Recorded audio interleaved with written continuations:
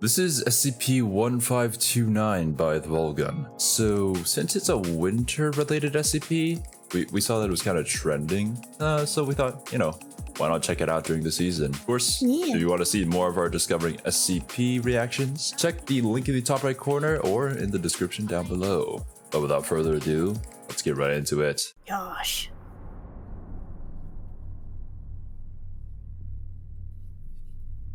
King of the Mountain. I haven't seen this one before. Yeah. Good afternoon, everyone. My name is Dr. Miller, and the SCP we're going to be looking at today is SCP-1529. Object Class: Euclid. Special Containment Procedures. SCP-1529's native environment is to be kept under telescope and satellite surveillance whenever weather and daylight permit. Year-round telescope surveillance is to be conducted from the Foundation's permanent monitoring stations in Nepal and People's Republic of China. As early in the year as weather permits, a Foundation front company, South Chomolunga Portage, why did they randomly move from the right side to the left? Stations at base camp. Don't worry about it. And southern ascents, you didn't see anything. And at the higher camps as weather permits, with the exception of Camp 6 on the northern ascent and Camp 4 on the southern, to be maintained until weather conditions force the evacuation of the mountain for the season. When SCP-1529 is active, telescope surveillance will be conducted by means of an automatic telescope with a video feed playing at 7 seconds delay to avoid a repeat of Incident 1529-2. When necessary and safe, surveillance shall be conducted by airplane or helicopter. Why does it the Foundation need a live shall stream liaise delay? With civilian expedition coordinators as necessary to prevent attempts on the summit when SCP-1529 is active. The bodies of any hikers who encounter SCP-1529 are to be removed from the mountain as soon as possible for autopsy and disposal. All SCP-1529 related casualties shall be attributed to natural causes relating to altitude sickness and hypothermia.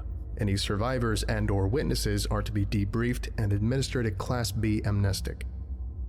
Mobile Task Force Psi-29029, Alpine Echo, shall remain on standby at all times at the Foundation monitoring haven't heard about station. this one yet. During tours of duty, all members of the Mobile Task Force shall remain at all times in a pressurized environment, acclimatized to 7,900 meters above sea level. Specific to in mountainous the event that a regions. recurrence of Incident 1529-1 occurs, Alpine Echo shall deploy to the mountain by helicopter and attempt Procedure Bukriv. Description: SCP-1529 is a humanoid individual residing near the summit of Mount Everest in Nepal, above the 8,000-meter death zone mark where human acclimatization is believed to be impossible. SCP-1529 appears to be of average height and weight, and is dressed head to toe in what resembles standard mountaineering wear and boots. He's just a dude white. up where dudes shouldn't be. SCP-1529's face is entirely obscured by the hood of its parka and what appears to be an oversized pair of opaque black mountain goggles. SCP-1529 has never been observed to wear any other clothes. As very few living people have observed SCP-1529 except through a telescope, it is not known whether its coverings are clothes or part of its body, or what it may look like underneath, except as per Interview 1529-1. The Foundation became aware of SCP-1529 in the 1970s, when annual expeditions to the summit of Mount Everest became commonplace, and rumors began to circulate in the mountaineering community about a monster near the summit. Photographs found undeveloped in George Mallory's camera after the discovery of his remains in 1999 indicate that SCP-1529 was present and active by the time of his attempt on the summit. 1529 was not then significantly different in appearance than it is what today. happened there? Foundation media assets have reported that Mallory's camera was never found. We kind of just mentioned that and then moved on. As the result of a fall. During periods when daylight is sufficient and cloud cover allows for surveillance of the mountain, SCP-1529 is on average observable % of the time. 4% of that time, you can't even tell the percent. SCP-1529 is inactive and lies Is there like or a Carnito hazard motionless. element to Recorded this? periods of inactivity have extended from 17 minutes to possibly 8 months. Median period of inactivity is 23.4 days. When active, SCP-1529 can be observed to hard to climb guess, really, about within the that upper range. reaches of the mountain and summit in no discernible direction. SCP-1529 has never been observed to use any tools or climbing aids other than its hands or feet, and while traveling along established climbing routes will ignore the existence of guide ropes or ladders that have been installed by previous climbers. SCP-1529 has demonstrated an ability to climb or descend sections of the mountain's face believed impassable to conventional mountaineers. Have you seen mountain goats climbing mountains? They're literally climbing vertically, like, oh my god. High winds, thin air, or low atmospheric pressure. The cause of its becoming active or inactive is unknown, and shows no correlation to weather, time of day, traffic up the mountain, season, or time of year. SCP-1529 has never been observed to descend below the 8,000 meter mark except as per Incident 1529-1. Documented periods of activity have extended from 3 hours to possibly 6 days. Median documented period is 15.2 hours. Nighttime observation of SCP-1529 has thus far proved impossible. Infrared imaging has shown no difference in temperature between SCP-1529 and the surrounding mountainside. If human climbers ascend past the 8,000 meter mark while SCP-1529 is active, it will attempt to make its way towards them and interpose itself between them and the summit or camp. SCP-1529 seems to prefer to target solo climbers or climbers that are significantly ahead of or behind the rest of their group, but will target individuals within a group if such an opportunity does not present itself. Once SCP-1529 is within eyesight of a traveler, it will attempt to gain his or her attention and cause the traveler to make eye contact with it, which induces a hypnotic effect in the victim.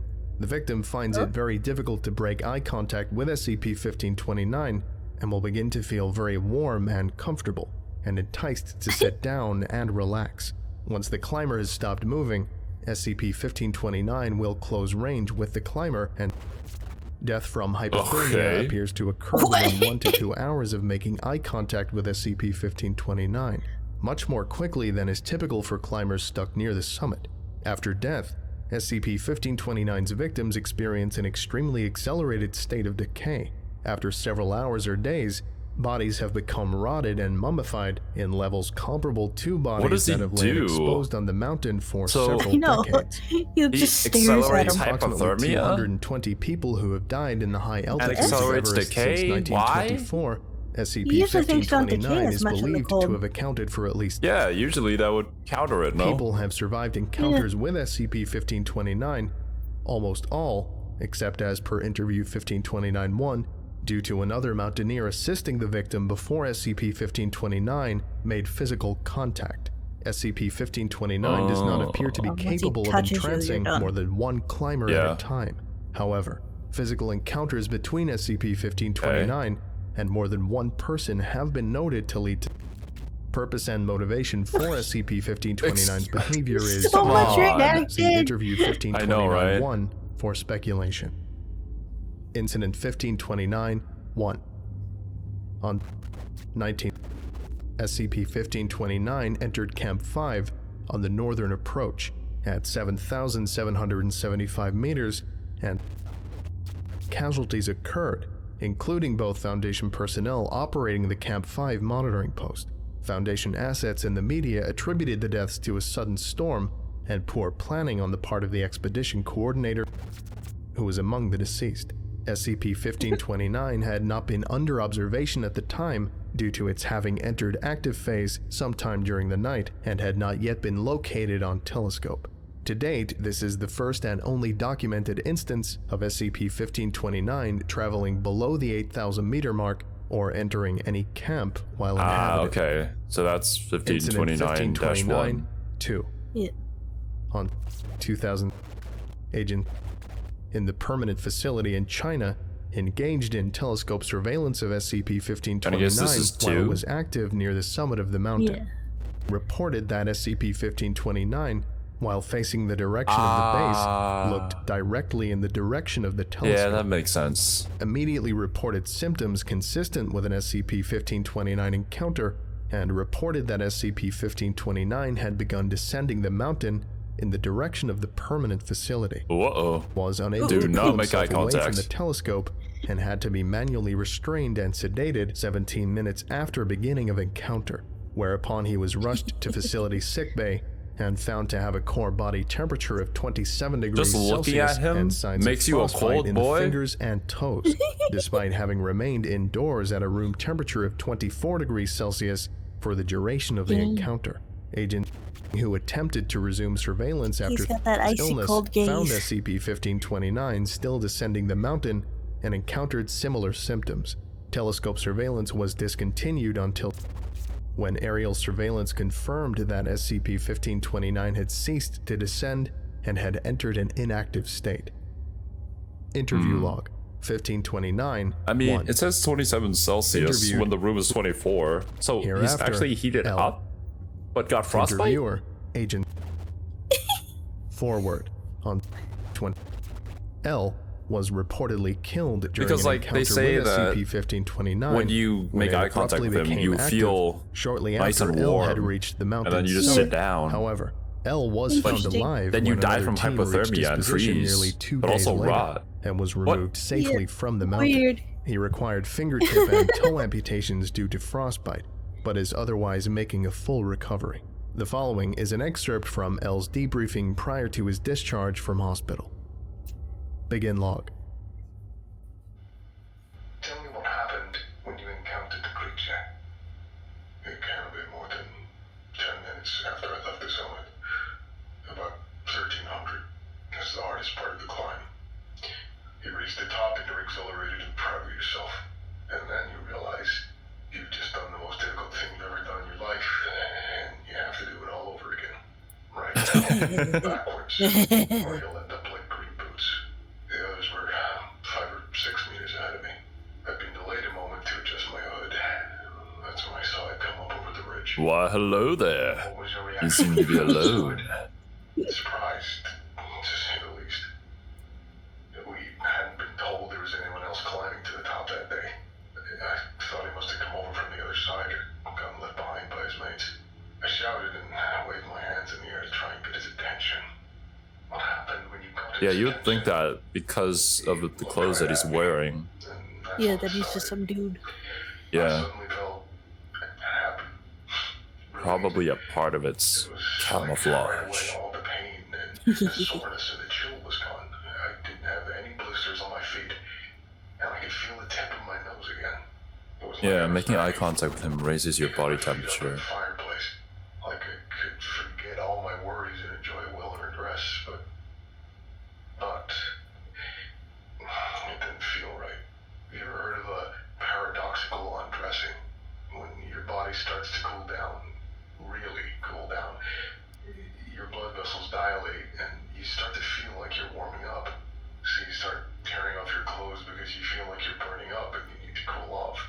And the next thing anyone knows, you're naked and frozen to death, curled up in a snowbank. That escalated. As far as I know, he's still curled up next to the Hillary stud. Yeah, that happens. It's so cold that it's warm. So I tried to shrug it off, but I couldn't take my eyes off the man who started climbing no. towards me. I And never that's get when all cold. went to shit. I'm always too hot. Right away, all that warmth and I mean, I've had a fever before that was so high that I felt so incredibly cold all the time, I'd ever been before. shaking, and had to have several blankets on me. My fingers or my face. My lips felt cracked and frozen. I tried to breathe, and it was like my lungs were full of water. My legs cramped, and the next thing I knew, Unsurprisingly, I know that my feeling. mates were almost 30 meters off by now. I tried to yell to them, but all that came out was a whisper. I looked up, and that man, that thing, was still I wouldn't coming. call it a man. How long did it take for it to reach you? An hour, I'm not sure. I couldn't see my watch, and I don't think I could have made sense of it anyway. I managed to get my arms on the ground, but I couldn't push myself to my feet. Yeah, not like you could go anywhere the moment you made eye contact with If him. I could right myself, I wouldn't be able to make it back to camp before nightfall. I'm starting to think I wasn't making it off the mountain at all, but what worried me more was the man. The closer he got to me, I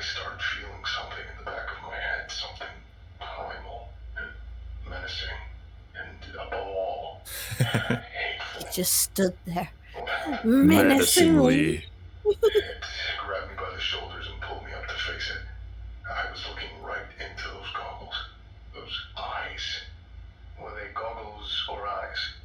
Neither. Both. I don't know.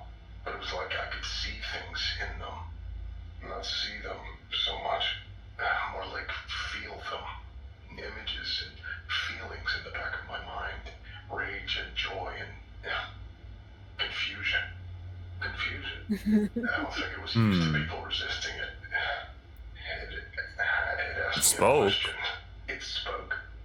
Not words so much. I could hear it, but not with my ears. I saw images of people. People sitting back in hot tubs, laying by a crackling fire, sunning themselves on a beach. Warm, happy people, but I knew their faces. You do not recognize the bodies in the sauna. Pictures. People I'd seen on the way up the mountain who I hadn't seen on the way down. I saw green boots. People still lying face down somewhere in the death zone.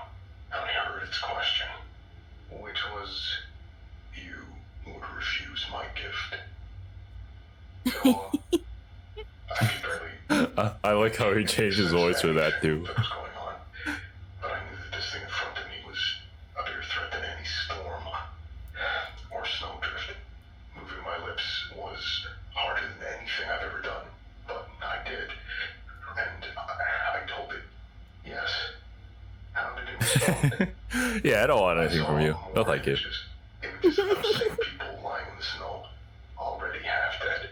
I could tell I was looking at them from its perspective. It was... I could have been sick. It didn't say what is it doing to them? So much, but it was angry at me. It was offended and outraged. Shocked. How dare you? Ungrateful. And instead of relaxing... Trying to give you hypothermia and rot you. I have to feel every minute of it. Anyone would be happy to receive that. Why are you doing this? What did it say then? It mocked me. Just a few more questions, please. How did it mock you? It showed me another one of its victims. Probably the first one. Mallory, 1924. Yeah. That face like my own mother's, but I'd never seen it in that kind of detail before, or in that condition. He was on his stomach, weak, frostbitten, dying. He was waving and hollering at the thing as I watched it approach from its own perspective. It looked him in the eyes and it made me watch every second until it was done. I think watching it was worse than living it would have been. And then it told me, told you what? Because it's there. What happened next? Because it's there? I wasn't gonna What do you mean? It happened to me. It was holding me up. So I had just enough strength to ball up my fist. I punched it hard as I could. Holy shit, this dude! That is. Strength I had. The goggles, they cracked. Oh. I could see what was behind them. What was that? I don't remember Now, much after that. I must have How gotten dare in my you. bivy bag somehow. That's how they found me. And Come log. on. Closing statement. After L's So encounter many with mysteries around this one. SCP-1529, it was Yeah. not observed I active feel like this or one redacts inactive the most for 5 information months, that I want to 17 hear. days, I know, 19 right? hours. Like, Upon next the juicy observation, its goggles details. showed no signs of damage or wear. L passed away on 20. Foundation media assets have reported that the cause of death was due to complications from childhood exposure to asbestos. An autopsy performed by the Foundation indicated that L was suffering extreme hypothermia, frostbite, and cerebral edema at the time of his death. L had retired from mountaineering following the SCP-1529 encounter and had not traveled more than 500 meters above sea level in the 12 I months wouldn't either. preceding his death. Not gonna lie. Yeah. Addendum. On 20, aerial surveillance picked up an image of an individual of similar appearance to SCP-1529 near the summit of... As the government has prohibited mountaineering, threat to normalcy is negligible at this time. Aerial and satellite surveillance of will continue on a regular basis until permanent monitoring stations can be established. This concludes today's lecture. Thank you for listening, if indeed you still are, and you're all dismissed. Goodbye. Thank you, Mr. Volgun. I don't know what to make of this one. Yeah, it was weird.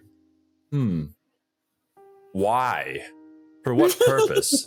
It feels like it's trying to give us a gift, and in the twisted way, it makes people feel nice on top of the mountain, only to end their life soon after. Is it the kind of thing where they don't understand what they're doing is harmful, or are they enjoying the fact that it kills people? I don't know, he got so mad when the guy rejected him. Yeah, how do you right? not take my gift?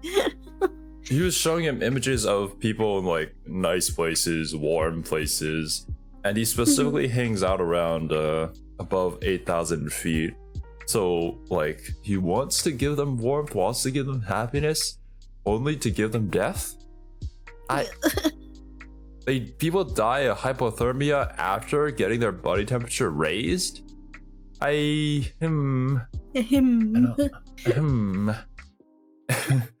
their body's up there. Instead of just saying like preserved from like the extreme weather conditions, they end up just decaying like normally. Or actually not normally, faster. They're heating up while also freezing at the same time. The weird contradicting of it makes it hard to understand what's going on with it. Yeah, at least we know that the people feel like they're heating up. However, they also die of hypothermia, which is from extreme cold. Well, when it like gave their temperatures, it sounded like that they actually did heat up. Yeah, that one guy who was 1529 too. Which is why they have to have like the 7-second delay on the stream. Yeah, his body temperature rose by 3 Celsius from the room temperature that he was in, but also he had like frostbite just from looking at the guy. I don't think this would be a cognito hazard.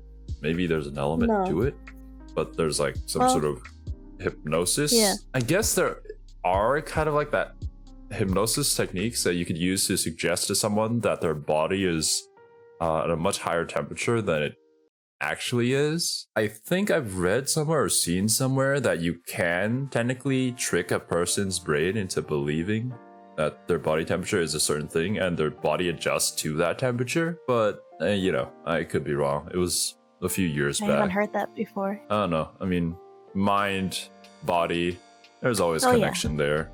If you believe in something. Mind can do crazy things to your body. Like placebo drugs.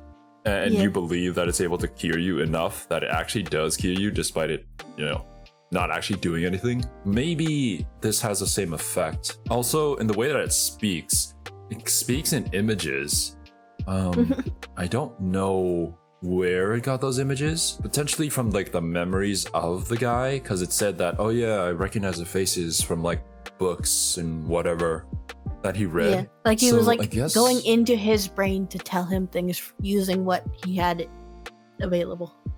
Yeah, strange one. I guess it doesn't really affect normal life, so it's fine just leaving it there. They just watch it and make sure no one comes out when he's doing his thing. You don't really have to climb up all the way there. So mountaineers, unfortunately, we're sorry. You can find a different mountain to climb. And it's like, an active cycle. So he's like, he's not always there. It's a little bit unpredictable of how much he's just gonna stand there.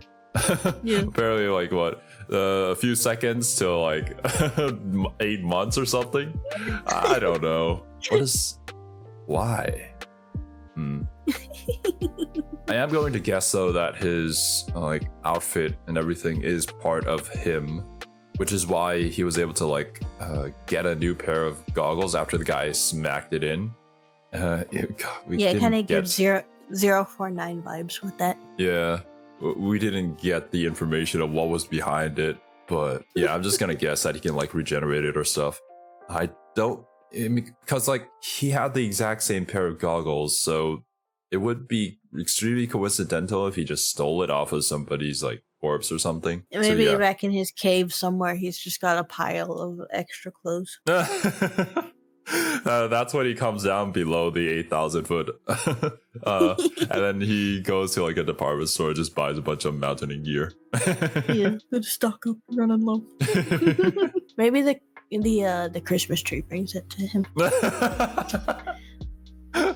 You know, actually, yeah, that would explain a lot. But alright guys, if you enjoyed the reaction, don't forget to like. And also, if you want to see more of our SCP reactions, subscribe for more. Check out the playlist. But until next time, we'll see you guys later. Bye-bye.